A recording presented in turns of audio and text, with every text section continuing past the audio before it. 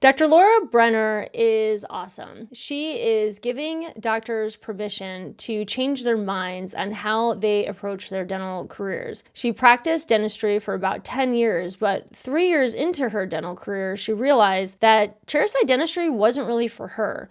It took her another 7 years to make the choice to finally walk away, and now she's giving other folks permission to rewrite the script and find a new path in dentistry. She does this through her coaching work, her side hustle at gigs, Facebook group that she supports folks through, retreats, also supporting others in dental life coaching. She just has a variety of different ways that she brings so much value into the dental industry. And her constant message is that you have the permission to change your mind, to pivot, to drop out of dentistry altogether, and just really create the life that brings you joy. And that is what she primarily does in the dental space. And she's just an absolute delight. She's got so much courage. She's so strong. She's got one heck of a story. And I'm really grateful that she's allowing people to take a look at whether their current life works for them and giving them the guidance on how to move forward fearlessly as you make these decisions. And I just really like her. She's just such a great friend, and she's always brings so much meaning into my life. And every time I talk to her, I walk away feeling better and, most importantly, feeling seen. I'm really excited to introduce to you my friend, Dr. Laura Brenner. Dr. Laura Brenner, welcome to the Real Talk of Dental. I'm so excited to have you on. As you know, I just absolutely adore you and admire you, and you've been such a beautiful person in my journey over the last few years. And every time I'm with you and have conversations with you, I just, one, I get so excited that I'm going to have them with you. And two, they're always so meaningful. And I love how even after just a little bit of small talk, we can like hit the heavy really fast. So I anticipate the same for this conversation. And you have such a unique and incredible story. And what you're doing now in the dental industry is really awesome. And I don't know, let's just kick it off with what was your claim to fame, which was this famous post on why your dentist hates you, which was a big, nice slap back to all the folks that complain about the dentist. So I don't know, let's just start there and tell us about the trajectory from there. Well, I also want to start and say thank you so much for hosting me here. I love you so much. We have the best conversations, and when we get to record them, it's going to be even more juicy. So, thanks for having me.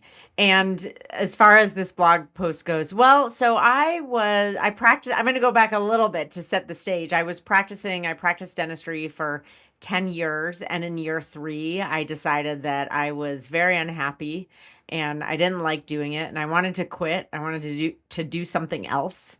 And I couldn't find my way out of dentistry. I had invested a lot to be here, and it wasn't something that people did. This was in 2004. And so because I didn't know what to do, I had to really look inside and I had to do a lot of soul searching. And one of the things that came from it was I started blogging because I needed a creative outlet. And, it's funny because I remember thinking, I worked with a career coach, and I remember saying to her, I feel bored and I feel boring.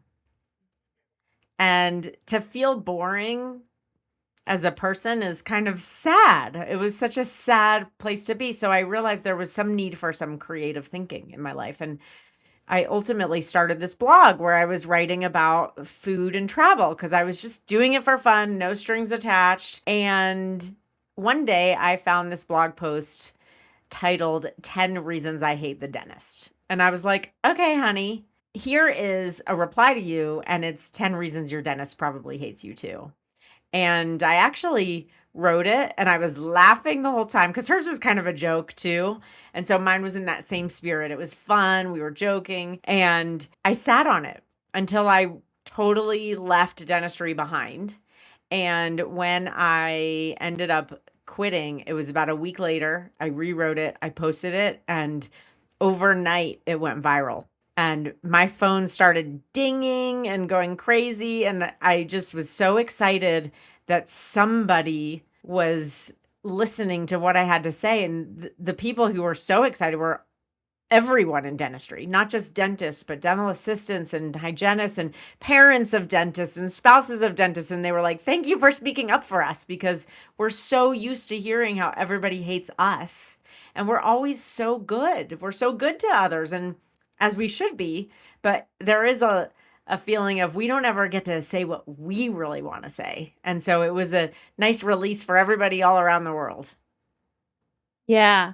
And I love it because I didn't know that wrote the blog post, but when I first met you and you had mentioned it to me, I was like, hell yeah, this is great. Because even as a coach, I see the other side, right? And I mean, you lived it, obviously, but I see it in the heartbreak and the pain and the stress that a lot of doctors go through in running their businesses or being associates, and I mean the variety of things. And out in the public, even as a coach, right? So many people will say to me, "Why do you work with dentists?" And there's just this like, what? And even my hairstylist, I can say this because I'm sure she's not listening to it 'cause it's a dental podcast, but she's like, girl, why? And she just like doesn't understand. And it's like, oh my gosh, it's like this stigma that's out there. And people even judge me being in the dental industry, right? And it's so bizarre to me. And I don't totally get it because dentists are often the superheroes in a lot of people's lives, and especially, I mean, in a variety of ways. So, yeah, bravo to you for clicking send or publish or whatever it was. And then as a result, you then now support doctors in finding these alternative paths, right? And how to live a life that feels really good for them. So I'd love to hear a little bit more too on your experience and just learning, I don't actually like being a dentist. I think that's really powerful because I do hear that too as a coach, people regretting ever getting into the dental industry. So do you want to share a little bit about what brought you to that conclusion and how you navigated that? Yeah, well, there's an interesting culture in dentistry. It's like we marry this career. It's for life. We're lifers. Mhm. And we marry it without knowing it and without knowing ourselves, because you have to choose this career and then you spend all the money and then you go through all the work to figure out if it's for you. And you've invested so much that if you get here and you don't love it the way you were supposed to, you can't imagine a way out. And that's what happens to so many of us.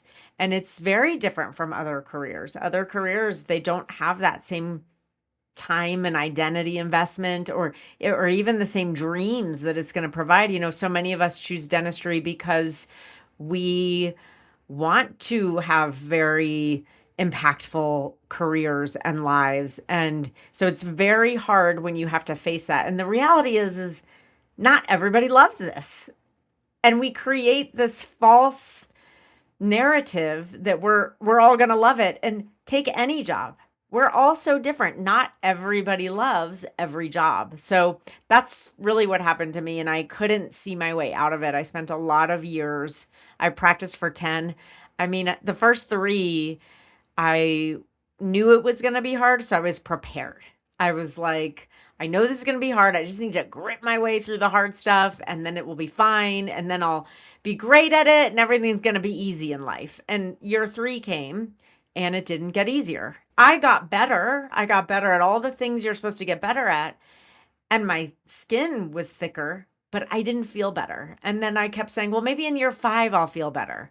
And finally, by year 7, I was like, I'm losing my mind. I had so many feelings of wanting to leave, but shame around it, and I couldn't. And it was a lot of pain. It was a decade of really I call it a chronic low grade depression, like a cloud hanging over my head. But because so many of us are so upbeat and we try to be positive, we hide it from ourselves. So you grit your way through it. You try to be perfect like we all do. And then you get to a point either where you keep going your whole life, or in my case, I was like, I can't do this anymore. You couldn't pay me enough money to live this way. And recognizing that I had to change, I saw that there was no support.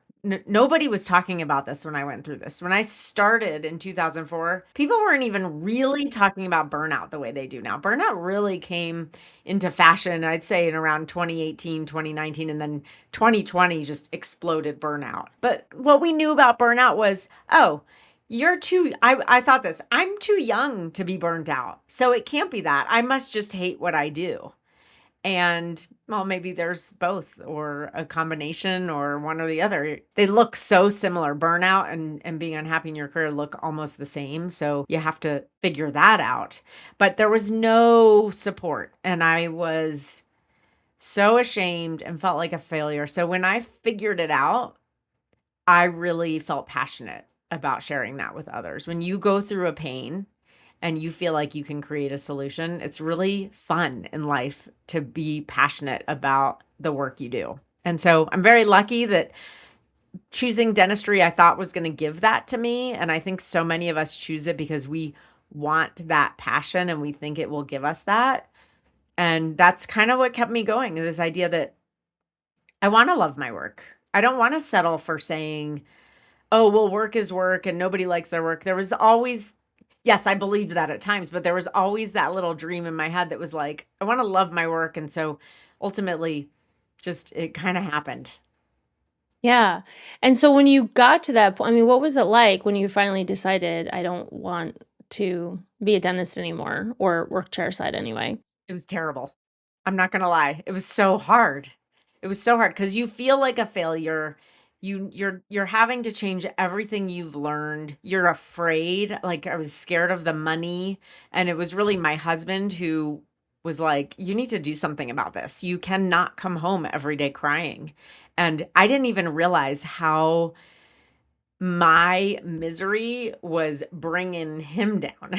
We sometimes we're in so much pain we can't see the people around us. And so that was I always joke that it was an ultimatum, but it was really permission to do something. And so even then it still took me a long time. I needed to get out of my way and I needed to give myself permission, and that's the process I help people. That's a huge part of the process I help people with in my coaching. Yeah. And then were you the primary income for the home or no?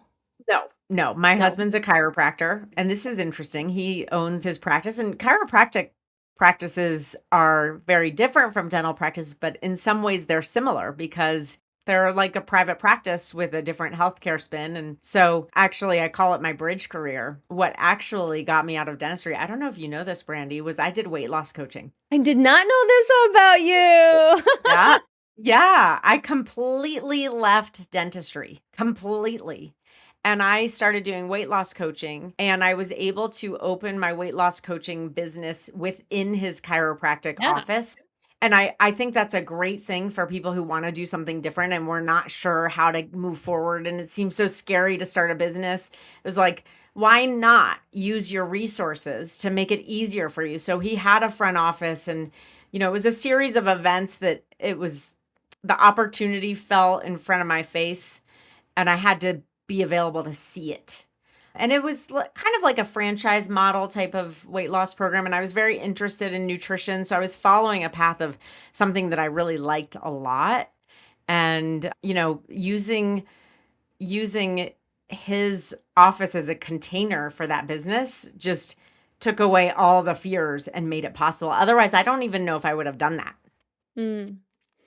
Yeah, I was thinking from the income perspective because I know for some people they feel very trapped, like if they are the primary income for the family in the home, where getting that permission, from your partner or spouse to say, yeah, if you're really unhappy, please, choose something different. And I think a lot of people get caught in that. And with your coaching, I know that's a lot of the work you do is helping people with that transition or the side gigs, right? Helping people find some purpose and passion outside of dentistry if dentistry isn't what lights them up. But how do you approach it? Like if somebody really wants to get out of dentistry, but they have this obligation, financially, do you come across that a lot with the people that come to you? All the time. And this is why I love the side gig. This is why Mhm. the side gig is such a vehicle for what I do, is because most careers do not have that option like dentistry does. You can practice dentistry depending on your circumstance, 2, 3, 4 days a week, allowing you extra time to plan something else. And I've studied all the other people in our profession, and the people who have non-clinical businesses that they own or even non-clinical jobs, they all started out as a side gig. And they built that up while they decreased dentistry slowly over time. And that makes it safe so that you can still have your income while you're building something else. And the hard part is sticking with it. So that's where a lot of that mindset work comes in that we do along the way. Because if you don't have that, then it's very easy to stick to your old beliefs that say, well, I could never make enough money doing that. And this would not be good because I'd have to check emails on the weekend, or whatever reasons we make up that something isn't going to be good. It's usually because of fear. And so everyone's different. Some people actually are fine financially, but they have so much fear that they just can't even imagine it or see it. That was me. Like, we had a life where we didn't have kids, and the way we lived was we would be fine. And yes, we had to cut somewhere, but you know what? It was so worth cutting these things to feel better. It's like sometimes we're so attached to the golden handcuffs that we forget to ask, what is it costing you to make this money? And when I left, actually, there were a few jobs I took during dentistry, like practicing dentistry, where the one job I was making 1/5 of my normal income. That was not a lot of money as a dentist. So I was like, well, I'm not making money here. And then when I left, I felt like I had so much more money because it was like it was a mindset thing. It was like I didn't feel trapped. When I was in practice, I felt like I had to hoard everything because I knew I was going to want to retire in 5 years or whatever. So I wouldn't allow myself to feel free or spend my money. And then when I actually left and let go of it, I never worried about money. So yeah, there are real circumstances. Let me be clear here. There are real circumstances where we need money. There are certain people who are the breadwinners, but sometimes I find there's a little more give than what we think there is. And what is it costing you to be so attached to this specific amount of money? Yeah, I love that because you're talking a lot about like the energy exchange. And I think people don't really consider how money is energy, right? And when we're so locked up, like you're talking about it, the flow, right? The exchange of that energy gets very convoluted or trapped or constipated, for lack of a better word. And people don't realize that when you're in that open flow state and you're in that place of generating, right? Where you're, instead of like being really restrictive and constrictive, like you're talking about, like, oh, I got to hang on to everything because I don't feel good. And then when you open up and it's sort of this expansiveness, you attract so much more. And I know too, even for me, like, with coaching for what feels like 100 years, I've coached under people, alongside people, in coaching agreements and companies and stuff like that. But when I took the leap to go 100% on my own, even that was a big aha. And I had to have somebody walk me through that. And when I share this story a lot, but I had one of my mentors and she was saying, you're so clear. Like, you're so clear on what you want to do. Like, you know exactly what you want to do. Like, why aren't you doing it? And I had this fear around money, that somehow, and she even said, she goes, so just to be clear, you have a belief that if you do something that you're really passionate about and that you're really good at, you're not going to make any money doing it. And I was like, yes, I do. And then she's like, do you know other people that do the kind of work you're looking to do that make money? And I was like, yeah. And she said, okay, so you also have a belief that they can do that, but you can't. And I was like, yes, I do. And then just like walking me through those beliefs, I got to see how silly I was being. And speaking to your point, I was also responsible about it, right? So I had my ducks in a row, so to speak, financially. And I wasn't just like, that's it, I'm ripping the Band-Aid off. Woo, here's to nothing. So I did have stuff set aside. I had a plan. And I also approached it, and I don't know if you do this, like with the folks you coach and work with, but I also had to sort of coach myself into like an experiment, like, hey, this is a trial. And, I said to my husband, I want to do this. And if the needle doesn't move in a direction that seems positive, and I give myself a 3-year time limit. I said in 3 years, I said, if it happens before then, okay, I'm not going to put us in jeopardy, but if it's not moving in a positive direction within 3 years, then I'll pull the plug. And this is just something that I wanted to try out and a risk I wanted to take. But at some point, I want to take a chance on myself. I want to take a risk on me and see what's possible, see what I'm capable of, see what this is all about. And it was great because as soon as I went fully in and invested on myself and went all out, the needle started to move pretty quickly in a positive direction. And so that was great. But I think too, when we say we're going to end a career, so to speak, our minds can get into catastrophic thinking and like, this is going to be it forever. And you can say, well, you can always go back to practicing dentistry, right? At some point, if you catch up with all your license or trainings or whatever, you can go back, and I say that to hygienists too, that are looking to make a switch, right?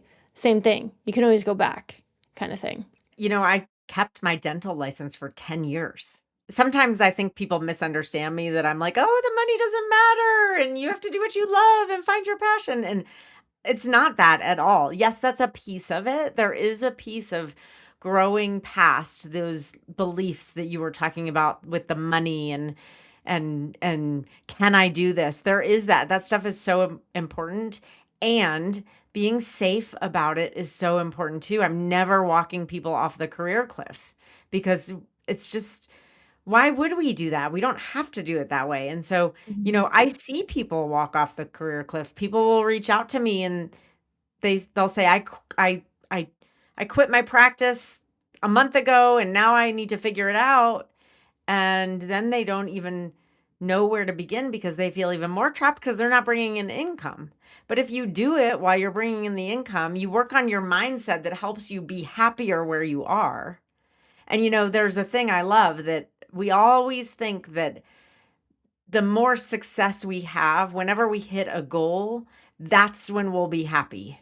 And it's actually the other way around. There are studies that show that happiness comes before success. So if you can become happier in your work, maybe you're not that happy in your work, but you find ways of coping and becoming more positive and changing yourself from the inside out, then you'll start to be happier. You're going to open yourself up to start having better ideas and more space to think about what you can do next. And then you're following that formula that happiness comes before success. We just have it backwards because that's what we're taught. Hey, I just want to pop in on today's episode and talk to you about this new GPT I wrote called Boundary Boss GPT. And it's for those moments where you've said yes to something and immediately felt that pit in your stomach, or maybe you've now written 5 drafts of an email because you're trying not to sound mean, even though you're exhausted and you swear you've said this thing so many times to the same person. Or you're kind of sick and tired of staying late, taking it on, smoothing things over, and wonder why you're the one that's always burning out. A lot of the conversations that I have on this podcast, we often hear about people hitting these walls of burnout and oftentimes not even knowing what to say. So that's why I built Boundary Boss GPT. It's kind of like having me in your pocket when you're about to respond to a text, email, or team issue, and you just don't know what to say because your people-pleasing brain is completely hijacking you. This is going to help you have clarity, confidence, and self-respect without the guilt, over-explaining, or the drama. Go ahead and grab it in the show notes below. It's totally free, and you're going to love it. Okay, now back to this awesome conversation. Yeah, I was just having a conversation earlier today, and I was reminded of, there's this whole idea of, there's conversations when you talk about religion or something like that, like heaven and hell, right?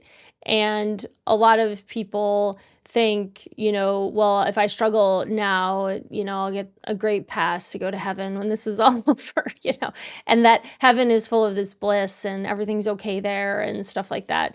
And there's this idea that what if we decided this was actually heaven, right? And I know most days, if you open your phone and look on social media, it certainly does not feel that way.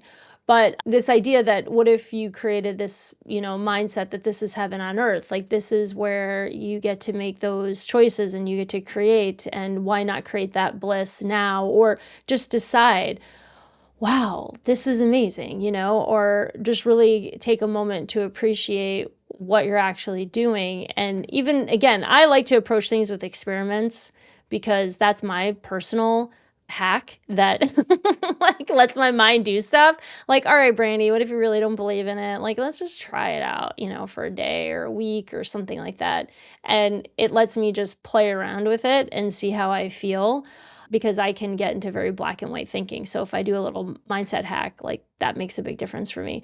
So I really like what you're saying in that too. And what do you think has been the biggest mindset shift you see with the folks that you work with? I guess how they come in, and then what's the shift that you see? You're going to have to remind me if I forget, because I want to say this is really funny. Yesterday, I was on one of my group coaching calls, and I started going off on, it's just an experiment. Just think about this life as an experiment. Everything in life is an experiment. So it's funny that you're saying that.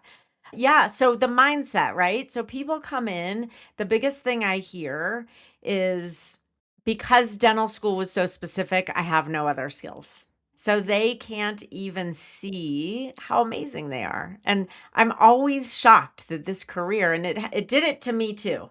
This career that is so hard, it takes so much skill and talent, and only the best people can do it. I can't believe that this career makes so many people feel badly about themselves. It's what we all do. So there's this lack of belief that people have in themselves. They can't even see it. And I think it's because we get beaten down by dentistry every day and all the things that happen, and back to the patients hating us. And, some people really know how to cope well with that. And those are the people who are happier in dentistry. But some of us, it's like it hurts our heart every day to do that. So they come in thinking that there is nothing I can do. And the biggest shift, and this was my biggest shift, and I actually use an assessment. It's an attitudinal assessment. You've probably heard of things like the Myers-Briggs and DISC, and those are personality assessments that say, you're an introvert or an extrovert, and you're social or technical. And as long as you fit into this box, then you'll do great. But this is your personality. Your personality never changes.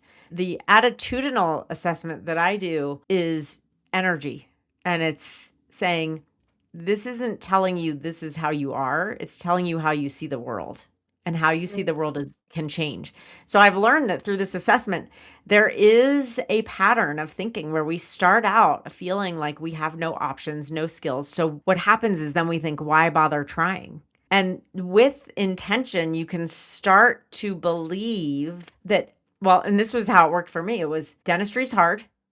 Most people can't do what we do. If I can do dentistry, I can do anything. And so that was the mindset shift. I had to see that dentistry wasn't telling me how untalented that I was, that it was actually showing me how amazing I am and how much I could do that most people couldn't. So I could do anything. And that was a shift from a little bit of, I'll say, thinking where you don't feel like you have control over things, into becoming empowered and seeing that there are opportunities everywhere. And when you start to see opportunities, it's a huge mindset shift, because what you realize is that the opportunities have been here all along. You just didn't see them. Yeah, that's a big one. And do you think a lot of that mindset stuff starts in dental school? Because I was out at the international conference for doctors in AA. Actually, Dr. Brett Kessler had invited me out there to attend last year. And I was sitting with a gentleman that had been sober for a really long time. And dentists were there, but there was a variety of doctors there. It was open to all. And we were talking about the differences between like dentists and MDs, and the difference in mindset and the competitive nature and the comparison that a lot of dentists experience. And this doc that I was talking to, he was an oral surgeon, and he had, experiences in both industries, and was saying how in medical school, you do rounds, with your fellow students, and there's this camaraderie and this collaboration, and you bounce ideas off each other, and there was this general kind of support. And in dentistry, in the first couple years, yeah, but then in your last couple years, there's this competitive nature where they're pinning you against your fellow students. And then when you graduate, it's like there's a lot of comparison going on. And because I've noticed this sort of comparison from one dentist to another. And a lot of dentists are comparing, skill level, how rapidly, like, folks they graduated with from dental school, like how rapidly they're advancing in their career, whether financially or skill level or, buying practices or building or whatever. There's just kind of everyone's sort of eyeing each other and comparing themselves to one another. And I think that can add to sort of that tunnel vision that you're talking about, like, oh, this is what I'm trained to do. This is what I'm really good at or not good at, right? And that can sort of eat away at self-esteem. And I know just even in some of the stuff you talk about is how you build your business and design your career. Like there's one right way, and then if you do it any other way, like you're failing or you suck, at dentistry. You should be playing full out and going hard and don't ever work part-time. And I mean, there's just this mentality. So I found his insight, I thought it was pretty insightful for me, but where do you think some of that mindset comes in? Do you think it starts in dental school, and is that something people need to deprogram once they come out, or what do you think? I think it absolutely starts in dental school. And I think it probably really starts before that. I think it's bigger than dental school. I think it's society. I think it's culture. I think we're all taught that the more money we make and the more we're respected and the better we look, to others, then the more successful we are and the more worth we have. And I think that is maybe it's American culture. I've always sort of assumed it was just life, that everyone's that way. And I would love to see, I feel like when we look at this as the culture of dentistry starting in dental school, that feels so much more doable to me, that like we could actually change that culture. I think about when I was in dental school, we would make fun of the teachers that we didn't like. Usually they were hard on us or mean to us. And so I think it was a defense mechanism, but we would make fun of them. And what is the saying? Those who can't do, teach. Have you ever heard that? Oh, yeah, of course. Yeah. Yeah. Yeah. And I can't stand that saying, because that saying, sometimes it's a joke, but when it's not a joke, and a lot of times people aren't saying it as a joke, it is so destructive to our ability to say, I'm going to define success on my own terms.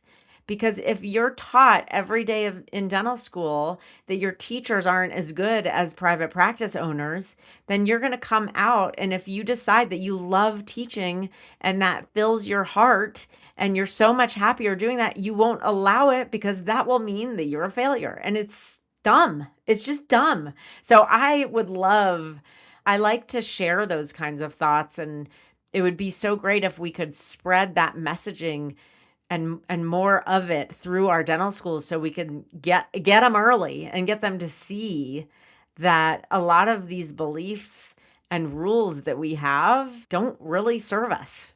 Yeah, it's so exhausting, isn't it? Like just the homogenization, what the word is, of like just us as a people. It's like everyone has to have their foot on the gas, going hard, playing full out, more. Nothing is ever enough. And I just look around and I'm like, oh my God. And it wears down the soul in so many ways. And I don't know, maybe just because I'm getting older and hopefully wiser, but it's like, I'm just looking around and I'm just like, oh my God. And I kind of yawn at some of this because it's the same old stuff, it's just, you go to the conferences and it's the same old stuff, and you're just around, the bro circles of entrepreneurship. It's like, yawn, I get it. We've all heard it, and I just feel like there is a subtle shift going on in how to live life and what truly is the meaning, quote unquote, of success. And like you're saying, everyone has their own design and blueprint and fingerprint essentially on what it means. And I'm so rich in relationships and essence and connection. And we're in an epidemic where people feel so isolated and so disconnected. And I don't have that, I really truly feel very connected, and there's so much depth in my life, and that fills me up in such great ways. And it's helped me to navigate in a lot of spaces where that isn't valued, because it's like, well, that's what's important to me. These are my values. And when I honor my values and I feel very connected to them, that is where, like you're talking about, that confidence and clarity comes through. And a lot of people will look and think I have it together. Okay, maybe 5 people think that. But like when they look and they think, oh, Brandy's got it together, I think what they see is just that, like, I'm rooted, because I don't have it together, obviously. We're all dealing with stuff and there's always areas for improvement for sure. But I think when we say, oh, maybe she has it together, it's there's a confidence or something like that. But there's this assuredness. This is what I stand for. This is my life and I'm good with it. And I think that's what a lot of people are missing because they're in that chronic chase, that's outside of ourselves, like you talk about. Well, it makes me think of the word abundance. Yeah. Because Yeah. so often people think of abundance as only about money.